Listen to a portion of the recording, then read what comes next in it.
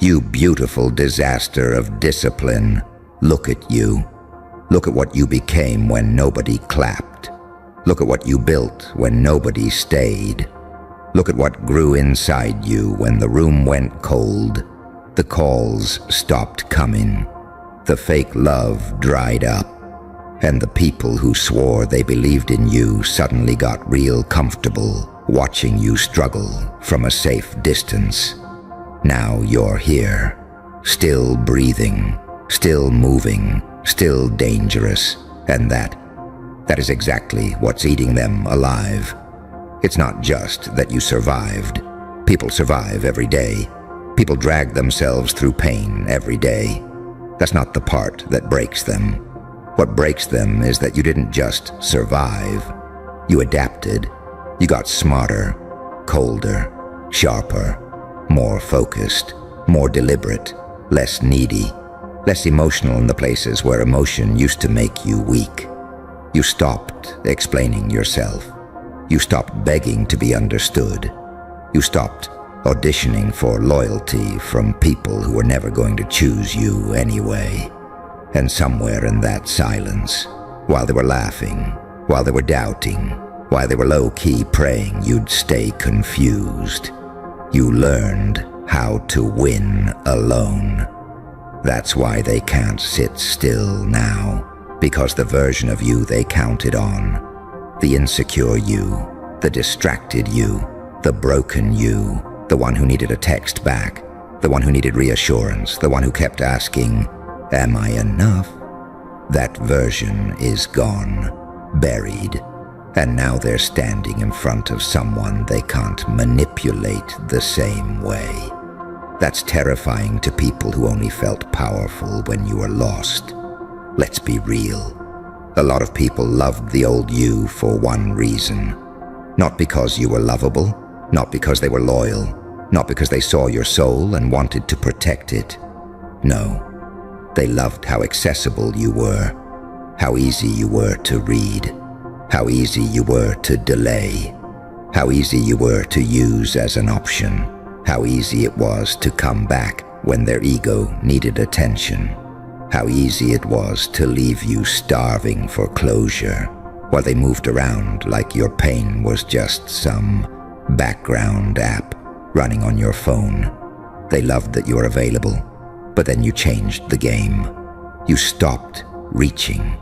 You stopped chasing. You stopped oversharing. You stopped trying to convince people to see your value when they benefited from pretending they couldn't. And when you did that, something crazy happened. You found power. Not fake power, not loud power, not social media quote power, not watch me glow up for 10 minutes and then crash in private power. Real power, the kind of power that is built in the dark, the kind that comes from crying with nobody to call, the kind that comes from sitting on the edge of your bed, staring at the ceiling, feeling your heart rip through your chest, and still deciding, nah, I'm not done. I'm not folding. I'm not letting this be the end of me. That decision changed everything, because once a person learns how to carry themselves through hell alone, they become very hard to intimidate. And that truth, right there, that's poison to everybody who thought your strength depended on them. See, they were fine when you needed support. They were comfortable when you were uncertain. They liked you better when you doubted yourself. They slept peacefully when they believed your confidence was temporary. But now you move like you know something they don't. Now your silence has weight. Now your absence has consequence. Now your eyes don't search the room for permission. Now your energy says, I can lose everybody in here and still not lose myself.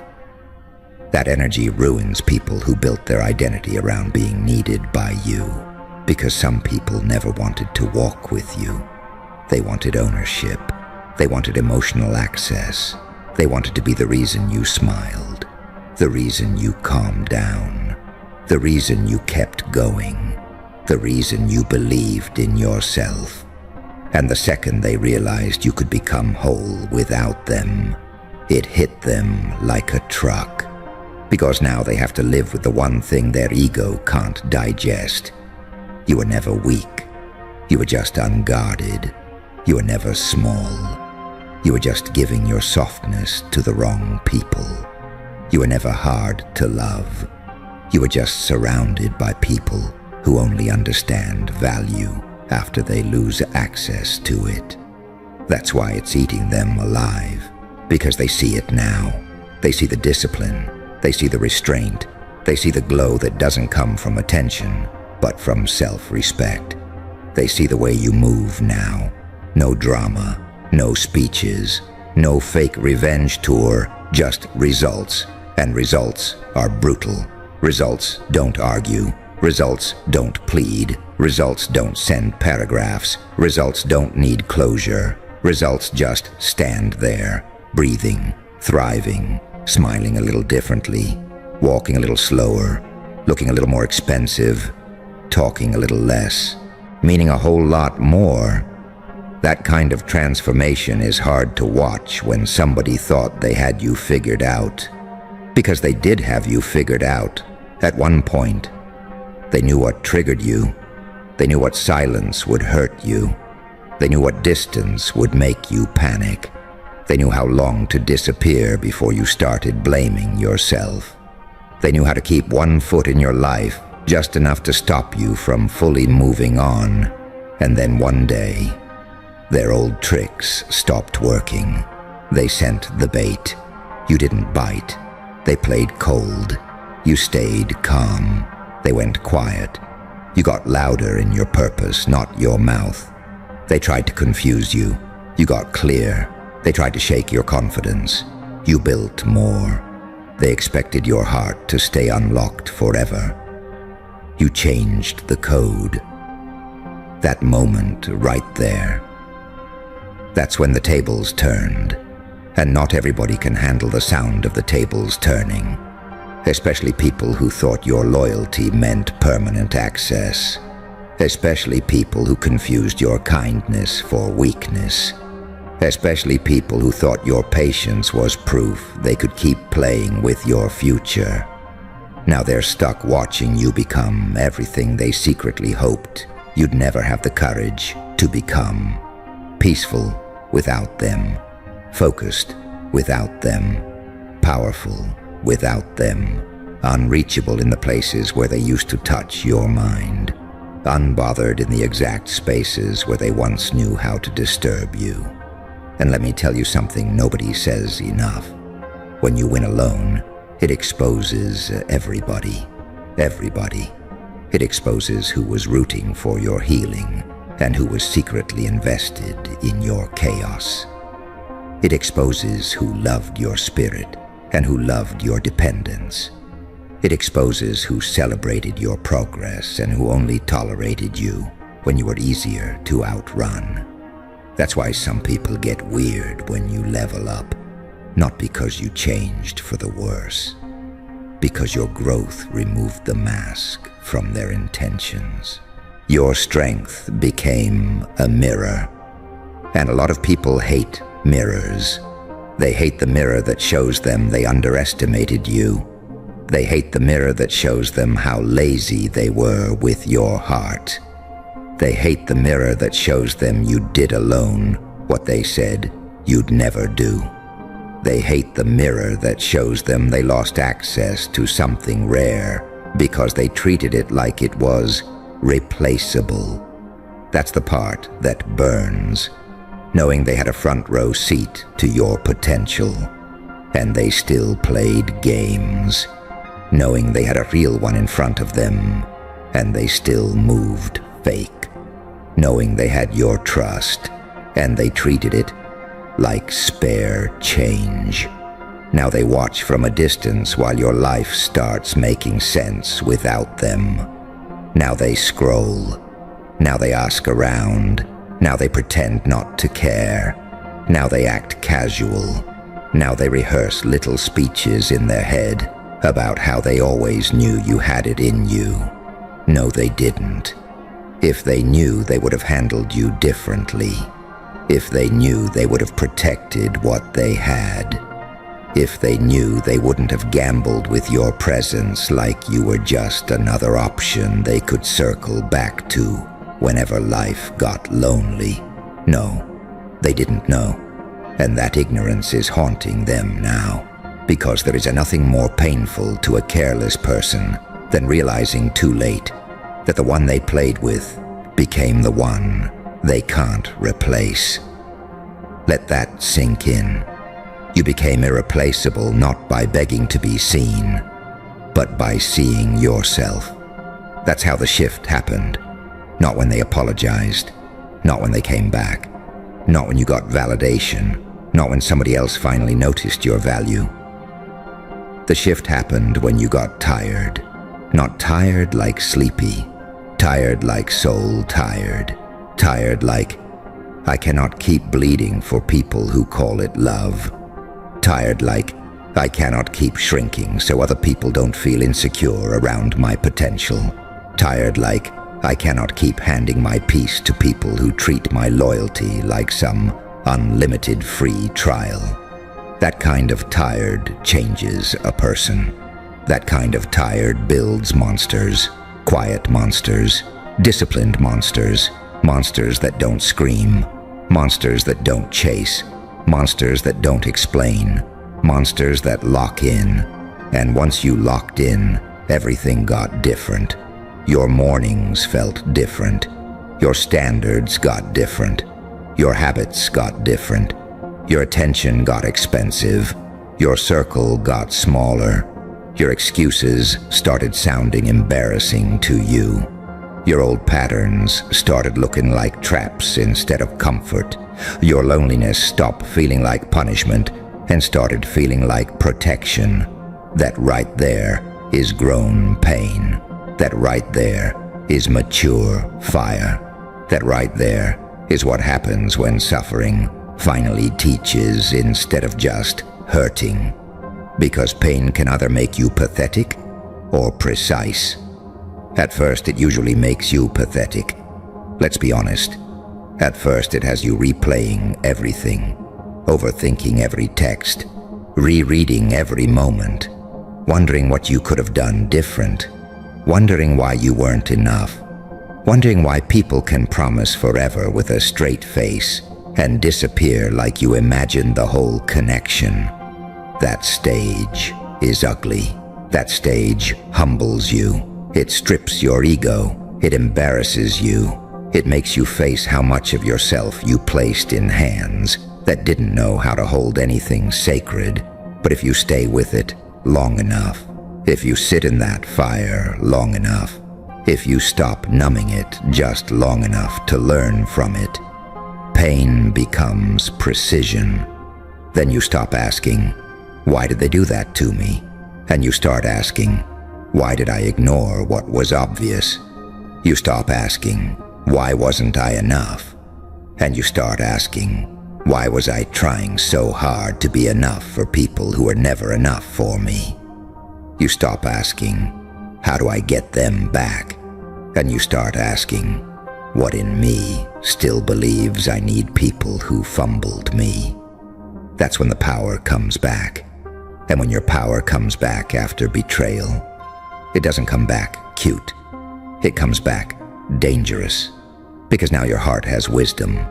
Now your instincts have scars. Now your standards have teeth. Now your boundaries are not just cute little preferences you post online. Now they are law. And people feel that. Even if you never say a word, people feel when you stop being available for nonsense. They feel when your energy no longer bends.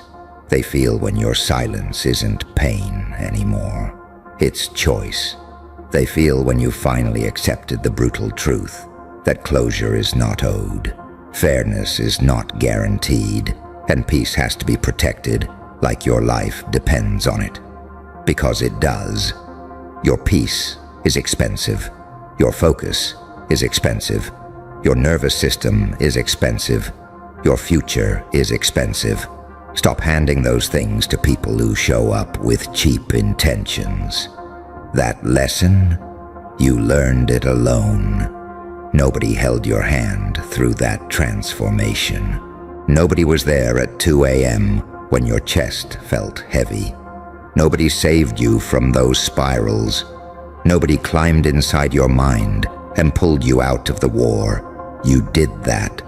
You dragged yourself out of your own darkness. You rebuilt your confidence with shaking hands. You pieced your identity back together while life was still throwing punches. You smiled when it still hurt. You worked when you still felt empty. You kept going when every part of you wanted to disappear for a while. That kind of courage does something to a person. It makes you sacred, not perfect, not untouchable, not cold in a fake way. Sacred, because now you know what it costs to become this version of yourself.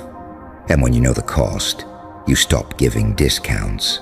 That's another reason they're losing sleep, because the old version of you was negotiable. This version isn't. The old version of you could be guilt-tripped. This version pauses, sees the manipulation, and keeps walking. The old version of you would have replied instantly, over-explained, tried to fix the vibe, tried to save the connection, tried to make everybody comfortable, even while your own soul was screaming for mercy. This version reads energy. This version notices patterns. This version knows that inconsistency is a language. This version knows that confusion is often the answer. This version knows that delayed respect is disrespect. This version knows that being chosen late is not the same as being valued right. That wisdom is expensive, and expensive things don't beg to be bought. Now think about what that does to the people who thought time was on their side.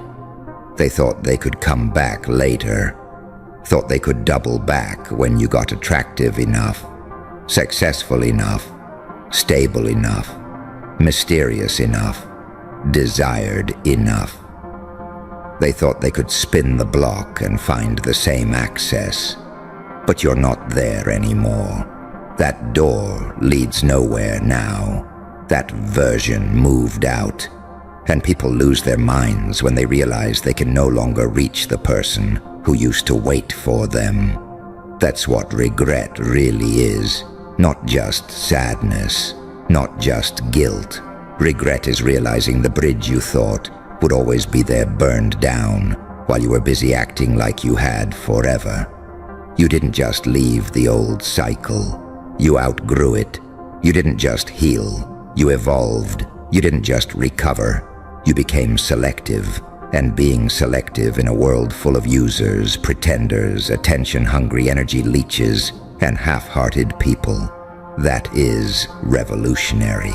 Because most people are still trying to be liked, still trying to fit in, still trying to be picked, still trying to be digestible, still trying not to intimidate weak minds with strong energy. But you hit a point where being understood became less important than being aligned. That changes your whole life. Because when alignment becomes your standard, you stop forcing.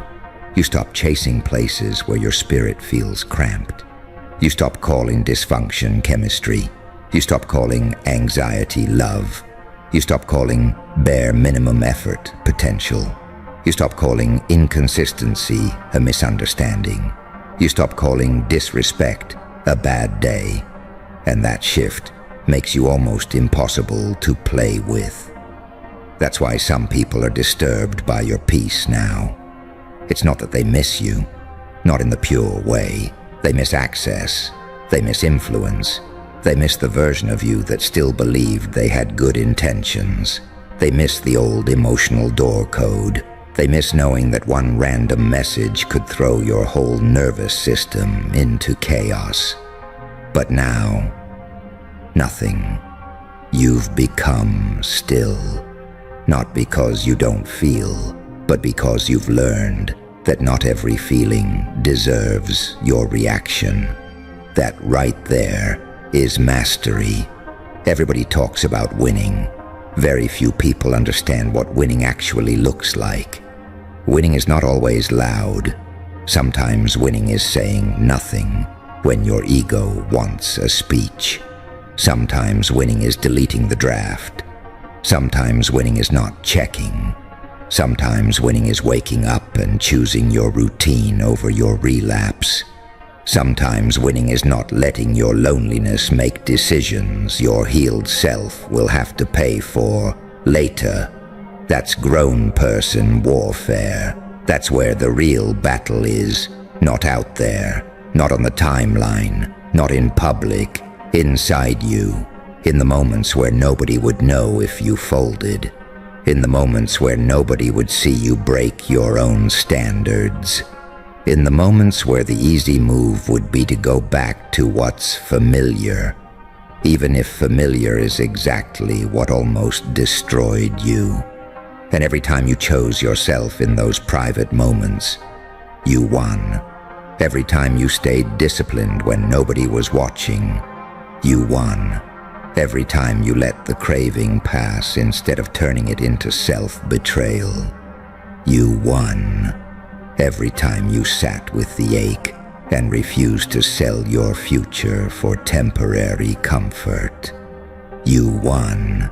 That's why your win hits different. Because it wasn't handed to you.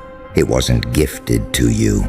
It wasn't sponsored by a crowd. It wasn't carried by applause. It was built through repetition, through restraint, through humiliation, through lonely nights, through quiet mornings, through ugly growth, through choosing standards over feelings again and again and again until your life finally started reflecting what your pain was trying to teach you. That kind of win has roots, and rooted people can't be easily shaken. That's what scares them, because now even if life punches you again, you know something you didn't know before. You know you can survive your own heartbreak. You know you can rebuild from scratch. You know you can lose people and still find yourself. You know you can start over without an audience. You know you can walk away from anything that costs your peace. You know you can be lonely without being desperate. You know you can be wounded without becoming weak. That knowledge is terrifying to people who hoped one loss would destroy you. But it didn't destroy you. It introduced you to you. The real you, the deeper you, the less performative you, the more grounded you, the you that doesn't need noise to feel important, the you that doesn't need revenge to feel powerful, the you that doesn't need to prove anything every 5 seconds because your presence already says enough. That presence is what suffocates them, because they can feel the difference. They can feel that you're no longer trying to impress. You're no longer trying to explain your worth to people committed to misunderstanding you. You're no longer donating energy to one-sided connections. You're no longer confusing being seen with being valued. And the people who fumbled you, they have to sit with that. They have to sit with the fact that they met you before the glow-up and still couldn't recognize what was in front of them. Do you know how heavy that is? To know someone became extraordinary after you mishandled them. To know the person you dismissed became disciplined. To know the person you delayed became decisive. To know the person you underestimated became undeniable. That kind of realization creeps up on people in quiet rooms, late hours, random moments, a picture, a memory, a name, a sentence, a mutual mention, a glimpse of your energy from a distance, and suddenly they feel it all over again. Not love, loss. Loss is louder than love when ego is involved, because love says, I wish I had protected that. Ego says, How dare they become this without me? And a lot of people are not suffering because they lost you. They're suffering because they no longer have control over the story they told themselves about you. They told themselves you'd always be there. Wrong. They told themselves you'd always care more. Wrong. They told themselves you'd come back softer. Wrong. They told themselves your loyalty meant weakness. Wrong. They told themselves you wouldn't make it without them. Dead wrong. And now your life is the correction. Every disciplined move you make is a correction. Every boundary is a correction. Every moment of peace is a correction. Every standard is a correction. Every blessing you touch with clean hands and a clear mind is a correction. You became living proof that being abandoned is not the same as being defeated. Read that in your bones. Being abandoned is not the same as being defeated. Being rejected is not the same as being unworthy. Being delayed is not the same as being denied. Being alone is not the same as being lost. Sometimes being alone is the exact thing that saves your life. Because solitude will reveal what noise hides. It will show you where your patterns are broken. It will show you where your self-respect leaks. It will show you where your childhood wounds are still choosing your adult relationships. It will show you where you crave crumbs because some part of you still thinks starving is normal.